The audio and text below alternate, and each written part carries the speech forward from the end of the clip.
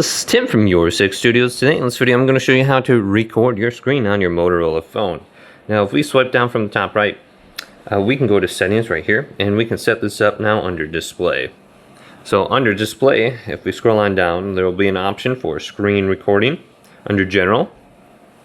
And then we can decide the resolution if we want it a higher resolution, 1080 or 720, or the frames per second, we got 60 or 30. And then the file size limit, record limit, and then you can show your touch points. So if you want to show on your screen where you're touching, you can go ahead and just turn it on right there. Now when you are ready to record, swipe down, and there should be a widget under here. So if it's not under the first page, swipe to the right. And we are looking for screen record. So here it is. So we can just press this button right here. It says while you're recording, Android has access to anything visible on your screen. So just a heads up, if you're recording sensitive information, it's going to record that. Then we can go to start. And you can see all these different options on here. We can turn on our camera if we want.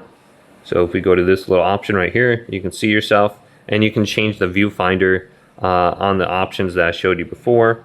And then we got pause. Then we can turn off the sound, I guess, or we have a little option, it looks like, for a crayon, maybe. So let's just turn this on, and you can see I have that on there. Let's see if I can do anything else here.